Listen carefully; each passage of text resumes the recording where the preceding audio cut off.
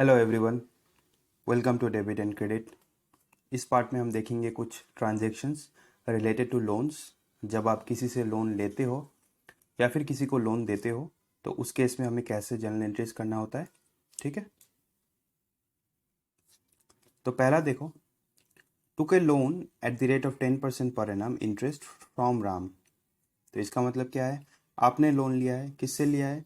राम से लिया है। ठीक है, तो लोन लिया है तो सबसे पहला आपको क्या मिलेगा? पैसा मिलेगा, राइट। और ये जो दूसरा आइटम होगा जो इफेक्ट होगा यहाँ पे, वो होगा 10% लोन फ्रॉम राम। अगेन आपको जिससे भी लोन मिला है आपको उसका नाम लिखना पड़ेगा। ठीक है, अब देखो कैश क्या होता है? एसेट होता है। तो आप लोन लोगे तो आपको पैसा मिलेगा, मतलब एसेट इंक्रीज। और अगर आप लोन लोगे तो आपका लायबिलिटी भी तो बढ़ेगा। लायबिलिटी का मतलब क्या होता है? उधारी। ठीक है, लायबिलिटी इंक्रीज होने पे क्या होता है? क्रेडिट। एसेट इंक्रीज होने पे क्या होता है? डेबिट। तो इसका मतलब कैश अकाउंट डेबिट होगा। क्यों? क्योंकि हमें पैसा मिला है। 10% loan from Ram credit side पे क्यों जाएगा? क्योंकि वो हमारे लिए लायबिलिटी होगा। और अगर आप किसी से लोन लेते हो तो आपका उधारी बढ़ जाता है, मतलब लायबिलिटीज इंक्रीज हो जाता है। ठीक है, सेकेंड ट्रांजेक्शन देखो, took a bank loan at the rate of 12% per annum interest. तो बैंक से आपने लोन लिया है तो आपको पैसा कहाँ मिलेगा? बैंक में मिलेगा, आपके बैंक अकाउंट में मिलेगा। ठीक है, और दूसरा जो अकाउंट इफेक्ट होगा वो क्या होगा? 12% बैंक लोन, राइट। अब बैंक लोन आपके लिए क्या हो जाएगा? लायबिलिटी। बैंक बैलेंस आपके लिए क्या है? एसेट। तो एक तो आपको आपको पैसा मिलेगा और आपका लायबिलिटी भी इंक्रीज हो जाएगा। ठीक है, लायबिलिटी इंक्रीज होने पे क्या होता है? क्रेडिट होता है। और एसेट इंक्रीज होने पे क्या होता है? डेबिट। तो इसका मतलब bank account debit to 12% loan from bank, right. Third transaction देखो, advanced loan at the rate of 12% per annum to मधु। अब एडवांस्ड का मतलब क्या है? आपने किसी को दिया है, राइट। आपने किसको दिया है? मधु को दिया है। अब देखो, अगर आप किसी को लोन देते हो तो वो आपके लिए एसेट होगा। ठीक है, जैसे कि डेटर के केस में क्या होता था, हम लोग डेटर को सामान बेचते हैं बाकी में, तो इसका मतलब डेटर से हम लोग कुछ पैसा पाएंगे इन फ्यूचर, राइट। तो उस केस में हम लोग डेटर्स को भी एसेट मानते हैं। और इस केस में अगर आप किसी को लोन एडवांस करते हैं, देते हैं लोन, तो वो सामने वाला आपके लिए एसेट हो जाएगा। ठीक है, अब देखो, 12% लोन टू मधु, राइट। एक तो अकाउंट ये इफेक्ट होगा और दूसरा क्या होगा? आपने उसको लोन दिया है तो आपका पैसा जाएगा, राइट, कैश अकाउंट। अब देखो, लोन देने पे मैंने क्या बोला? वो आपके लिए क्या हो जाएगा? एसेट हो जाएगा। यहाँ पे आपका एसेट इंक्रीज हो रहा है, right. Cash account asset decrease होगा क्योंकि आपने उसको पैसा दे दिया, राइट। ये देखो, 12% loan to Madhu account debit क्योंकि ये हमारा एसेट है। कैश अकाउंट क्रेडिट क्योंकि हमारा कैश कम गया, right. Advanced a loan at the rate 14% per annum to Jadu by cheque. अब चेक से दिया है, इसका मतलब क्या है? आपने बैंक का इस्तेमाल किया है, राइट। तो आपका बैंक से पैसा कटेगा। किसको लोन दिया है आपने? 14% का लोन दिया है। किसको दिया है? जदू को दिया है, राइट। जदू आपके लिए क्या होगा? एसेट होगा। बैंक भी आपका एसेट है। तो आपने जदू को पैसा दिया तो एक तो हमारा एसेट इंक्रीज हो जाएगा। अगर आप किसी को लोन देते हो तो वो आपके लिए एसेट होगा। ठीक है, और आपने बैंक का इस्तेमाल किया, इसका मतलब आपका बैंक का बैलेंस डिक्रीज होगा। एक एसेट डिक्रीज हो रहा है, एक एसेट इंक्रीज हो रहा है, राइट। अब देखो, 14% लोन टू जदू, क्यों? Asset increase. और बैंक अकाउंट क्रेडिट क्योंकि मेरा एसेट डिक्रीज हो जाएगा। ठीक है, इस सम में देखो, यहाँ पे बैड डेट का भी सम है। ठीक है, डेप्रिसिएशन का भी कुछ दिया हुआ है। ठीक है, अगर आपको यहाँ पे ये एक दो एंट्री समझ में नहीं आता है तो कोई बात नहीं है, हम लोग एक चैप्टर ही करेंगे डेप्रिसिएशन का, तो आप वहाँ पे भी समझ सकते हैं। अभी के लिए थोड़ा ओवरव्यू ले लो। ठीक है, पहला देखो, ₹500 due from Suren is irrecoverable, मतलब सुरेन से आप पैसा पाओगे, बट अभी क्या है, वो इरिकवरेबल है। इसका मतलब वो पैसा अब आपको नहीं मिलने वाला। तो ये आपके लिए लॉस हो गया या लाभ हो गया? ऑब्वियसली लॉस हो गया। सुरेन जो था आपका डेटर था, राइट? सुरेन जो था वो आपका डेटर था, और अभी वो आपको पैसा नहीं देगा। दूसरा अकाउंट जो यहाँ पे अफेक्ट होगा वो होगा बैड डेट्स। जब भी कोई डेटर हमें पैसा नहीं दे पाता है, ठीक है, इफ़ दे फेल टू पे अस, तब उस केस में हम उनको क्या लिखते हैं? Bad debt. ठीक है, डेटर का ही शॉर्ट फॉर्म है डेट। ठीक है, तो सुरेन क्या आपका डेटर रहेगा अगर वो आपका पैसा नहीं दे पा रहा है? तो नहीं। तो इसका मतलब हमारा डेटर डिक्रीज हो जाएगा, राइट? और बैड डेट जो होता है वो हमारे लिए लॉस होता है। लॉस और एक्सपेंस ये दोनों का लॉजिक सेम होता है, ठीक है? अगर इंक्रीज हो रहा है तो डेबिट और डिक्रीज हो रहा है तो क्रेडिट, ठीक है? तो इसका मतलब बैड डेट हमारा लॉस इंक्रीज हो रहा है तो ये तो डेबिट साइड पे जाएगा, बैड डेट अकाउंट। और सुरेन हमारा डेटर था बट अभी नहीं रहा, क्यों? क्योंकि वो पैसा नहीं दे पाएगा, ठीक है? तो ये क्रेडिट हो जाएगा। नेक्स्ट ट्रांजेक्शन देखो, received ₹3,000 from Varun which were earlier return off as bad debt. इसका मतलब क्या है?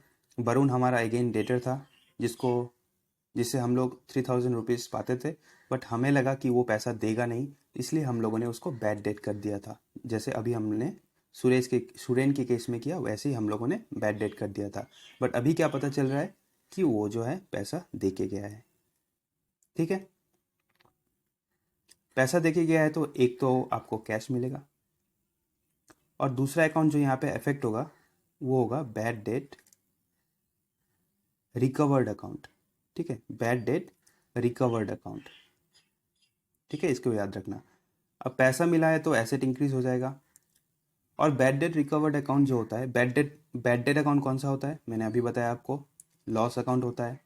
तो रिकवर्ड अगर हो गया है तो इसका मतलब क्या है? आपका लॉस जो है वो डिक्रीज हो गया, राइट? अब मैंने बताया लॉस और एक्सपेंसेस सेम बात होता है, आप लॉस को एक्सपेंस भी लिख सकते हैं।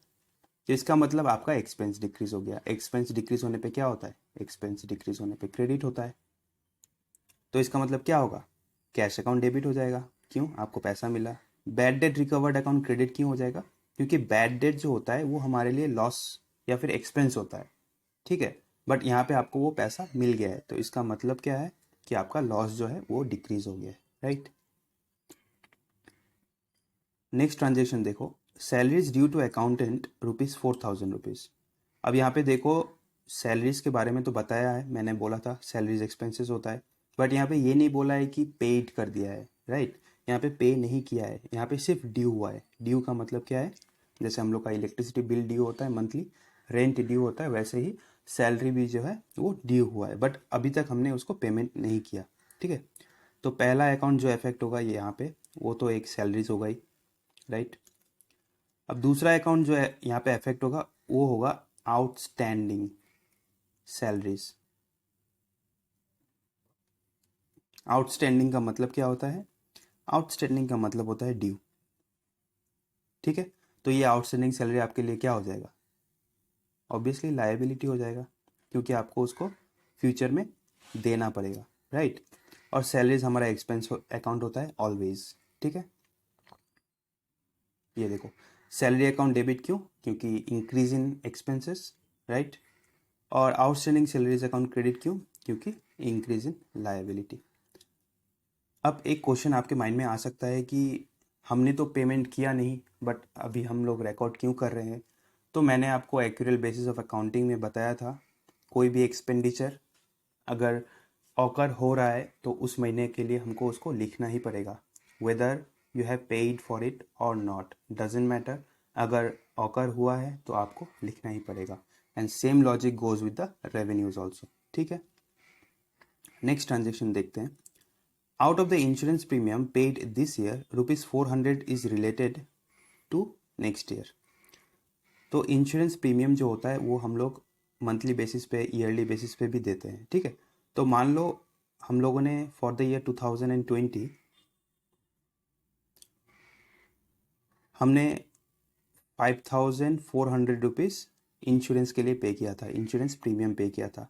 बट हमें बाद में क्या पता चला कि 2020 में सिर्फ हमें ₹5,000 ही पे करना था। तो इसका मतलब ये जो डिफरेंस 400 है, ये हमने एडवांस पेमेंट कर दिया, right, for the year 2021। But अभी हम लोग अकाउंट्स जो बनाते हैं ईयर एंड पे बनाते हैं, ठीक है। अगर हम लोग एडवांस पेमेंट करते हैं तो उसका हमको अलग से रिकॉर्ड करना पड़ता है, ठीक है। ये बात आपको समझ में आ गया होगा, ₹400 कैसे आया, ठीक है। तो ₹400 जो है एडवांस पेमेंट है। और मैंने आपको क्या बताया, कोई भी एक्सपेंसेस अगर आप एडवांस पेमेंट करते हो तो वो आपके लिए क्या हो जाएगा, एसेट हो जाएगा। और एक बात बताया था, कोई भी रेवेन्यू अगर आप एडवांस में रिसीव करते हो तो वो आपके लिए लायबिलिटी हो जाएगा, राइट। मैंने आपको क्लासिफिकेशन ऑफ अकाउंट्स के लेक्चर में बताया था, आई होप आप लोग को याद होगा, ठीक है। तो अभी के लिए देखो, इंश्योरेंस प्रीमियम जो मैंने पे किया वो तो मैंने एडवांस में पे कर दिया, इसका मतलब ये मेरा एसेट इंक्रीज होगा, राइट। तो यहाँ पे दो अकाउंट जो इफेक्ट होगा, एक तो प्रीपेड इंश्योरेंस अकाउंट होगा, प्रीपेड इंश्योरेंस, प्रीपेड का मतलब होता है एडवांस पेमेंट, और दूसरा अकाउंट जो इफेक्ट होगा वो होगा insurance premium, right. Insurance premium जब भी हम पे करते हैं तो उसका जर्नल एंट्री क्या होता है, insurance premium account debit to cash account. Insurance premium हमारे लिए एक्सपेंस होगा और कैश डिक्रीज होगा, राइट। बट इस केस में क्या है, एडवांस का पेमेंट है, तो एक तो प्रीपेड इंश्योरेंस अकाउंट इफेक्ट होगा, दूसरा होगा इंश्योरेंस प्रीमियम अकाउंट। तो प्रीपेड इंश्योरेंस अकाउंट कौन सा अकाउंट होता है, एसेट अकाउंट होता है, और insurance premium account expenses account होता है, राइट। अभी देखो, प्रीपेड इंश्योरेंस डेबिट क्यों हुआ, क्योंकि increase in asset. Insurance premium account credit क्यों हुआ, क्योंकि मेरा एक्सपेंडिचर था जो कि डिक्रीज हो गया, ठीक है। मैं थोड़ा और भी एक्सप्लेन कर देता हूँ ये डिक्रीज वाला केस। हमें लगा था कि 2020 में हम लोगों को इंश्योरेंस पेमेंट करना है ₹5,400, राइट। बट हमें पता चला कि हमें सिर्फ ₹5,000 ही पे करना था, तो आपका एक्सपेंडिचर कमा या बढ़ा, ऑब्वियसली कम गया, राइट। तो by that logic will have to credit the insurance premium account. Next देखो, provide depreciation at the rate of 10% on machinery costing ₹50,000। अब डेप्रिशिएशन का अगर आपको ये अभी समझ में नहीं आया, कोई बात नहीं, डेप्रिशिएशन का एक चैप्टर ही होगा, ठीक है। वहाँ पे मैं आपको आपका फुल सिलेबस कवर कर दूंगा, वहाँ पे आपको इजीली समझ में आ जाएगा। बट अभी के लिए मान लो डेप्रिशिएशन हमारे लिए लॉस या फिर एक्सपेंडिचर होता है, ठीक है। लॉस और एक्सपेंडिचर सेम ही होता है, मैंने एक्सपेंडिचर ही लिख दिया, ठीक है। और डेप्रिशिएशन का मतलब होता है reduction in the value of our assets, ठीक है। मान लो कि आपने मोबाइल फ़ोन खरीदा है आज फॉर ₹10,000, और आपने 2 मंथ्स के यूज़ के बाद आपने उसको बेचने को चाहा, तो उस केस में आपको क्या 10,000 मिलेगा, नहीं, आपको मैक्स टू मैक्स 8 या 7,000 मिलेगा। तो ये जो ₹3,000 का लॉस है, ये क्या है, इसे हम लोग अकाउंटिंग के टर्म में डेप्रिशिएशन बोलते हैं, ठीक है। तो वैसे ही मशीन भी यूज़ करोगे तो मशीन भी डेप्रिशिएट होगा, राइट। तो एक तो डेप्रिशिएशन अकाउंट इफेक्ट होगा, दूसरा मशीनरी अकाउंट इफेक्ट होगा। अब डेप्रिशिएशन होने पे आपका लॉस या फिर एक्सपेंसेस इंक्रीज होगा, राइट। और मशीनरी मतलब एसेट डिक्रीज होगा। अब एसेट डिक्रीज का मतलब ये नहीं है कि पूरा मशीन ही गायब हो गया, नहीं, उसका थोड़ा सा वैल्यू कम गया, राइट। ये देखो, डेप्रिशिएशन अकाउंट डेबिट क्योंकि इंक्रीज इन लॉस और इंक्रीज इन एक्सपेंस, और मशीनरी अकाउंट क्रेडिट क्योंकि decrease in the value of asset, asset का थोड़ा वैल्यू डिक्रीज हुआ है, राइट। नेक्स्ट ट्रांजेक्शन देखो, ये बहुत इंपॉर्टेंट है, इसको ध्यान से सुनना।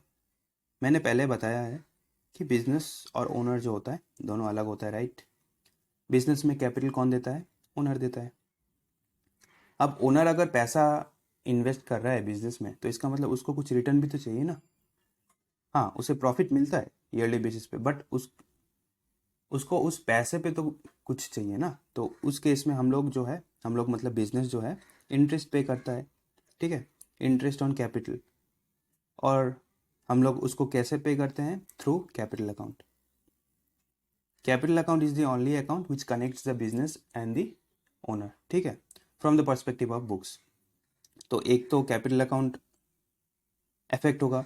और दूसरा होगा क्या, इंटरेस्ट ऑन कैपिटल अकाउंट। अब हमारे पर्सपेक्टिव से देखो, मतलब बिजनेस के पर्सपेक्टिव से देखो, अगर बिजनेस अपने ओनर को इंटरेस्ट दे रहा है कैपिटल पे, तो इसका मतलब ये हमारे लिए एक्सपेंडिचर होगा, राइट। क्योंकि हमें किसी भी लोन पे या फिर पैसा पे अगर इंटरेस्ट पे कर रहे हैं हम लोग, तो वो हमारे लिए एक्सपेंसेस होगा। तो एक्सपेंसेस इंक्रीज होने पे क्या होता है, डेबिट होता है। तो इसका मतलब interest on capital account debit होना चाहिए। ये देखो, interest on capital account debit होना चाहिए। और कैपिटल अकाउंट क्रेडिट क्यों होगा, क्योंकि ओनर को जो है कैपिटल अकाउंट में पैसा मिल रहा है, तो इसका मतलब कैपिटल इंक्रीज हो रहा है। कैपिटल इंक्रीज होने पे क्या होता है, क्रेडिट होता है, इसलिए कैपिटल को हमने क्रेडिट किया है। ठीक है, बात समझ में आया। मैं फिर भी एक समरी दे देता हूँ।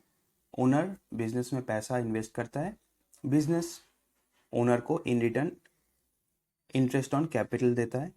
और कैसे देता है, थ्रू कैपिटल अकाउंट। ठीक है, और बिजनेस दे रहा है तो इसका मतलब बिजनेस के लिए वो एक्सपेंडिचर होगा। चलो लास्ट ट्रांजेक्शन देखते हैं। Charge interest on drawings at on ₹10,000 at the rate of 12% for 1 year. अब जैसे कि देखो, ड्राइंग्स का मतलब मैंने बताया है, anything withdrawn from business for personal use is called drawings. तो इसका मतलब अगर बिजनेस से ओनर कुछ लेके जाए, ड्राइंग्स करे, तो बिजनेस भी उस ड्राइंग्स पे इंटरेस्ट चार्ज करता है। ठीक है, अब ये जो हम लोग चार्ज कर रहे हैं, हम लोग मतलब बिजनेस जो चार्ज कर रहा है इंटरेस्ट ऑन ड्राइंग्स, ये बिजनेस के लिए प्रॉफिट होगा या एक्सपेंसेस होगा। ऑब्वियसली प्रॉफिट होगा, मतलब रेवेन्यू होगा। क्यों, क्योंकि बिजनेस को इंटरेस्ट मिल रहा है। ठीक है, तो यहाँ पे दो अकाउंट जो इफेक्ट होगा, एक तो इंटरेस्ट ऑन ड्राइंग्स अकाउंट होगा, और दूसरा कौन सा अकाउंट होगा, ड्राइंग्स अकाउंट होगा। ठीक है, एक ड्राइंग्स अकाउंट और दूसरा इंटरेस्ट ऑन ड्राइंग्स अकाउंट। ठीक है, और ये जो है ये हमारे लिए रेवेन्यू होगा। रेवेन्यू इंक्रीज होने पे क्या होता है, क्रेडिट होता है। तो ये तो क्रेडिट साइड पे जाएगा ही, तो डेबिट साइड पे बचा क्या, ड्राइंग्स, और ये इंक्रीज इन ड्राइंग्स है। ये देखो, drawings account debit to interest on drawings account. ठीक है, इसको नोट डाउन कर लो। जैसे कि देखो, मान लो कि ओनर ने जो है वो ड्राइंग्स किया था 1,000 रुपीज़ का, और उसके बाद हमने मतलब बिजनेस ने 500 रुपीज़ का इंटरेस्ट चार्ज कर लिया। ये मैं अलग एग्जांपल दे रहा हूँ। तो इसका मतलब कितना हुआ, total drawings 1,500 rupees. Bye that logic हमारे यहाँ पे ड्राइंग्स जो है इंक्रीज होगा। Same goes with the capital also. अगर ओनर ने 1,00,000 रुपीज़ इन्वेस्ट किया है बिजनेस में और उसको 5,000 रुपीज़ का इंटरेस्ट मिला है, तो टोटल कैपिटल कितना हो जाएगा, प्लस करके। इसलिए हमारा कैपिटल इंक्रीज होता है, और इस केस में हमारा ड्राइंग्स इंक्रीज होता है। ठीक है, आई गेस आप लोग को समझ में आ गया होगा। अगर कोई डाउट है तो आप मुझे इस नंबर पे व्हाट्सएप कर सकते हैं। And please recommend your juniors और क्लासमेट्स जो भी हैं उनको बताइए। ठीक है, please subscribe, and if you have any query you can mail me here.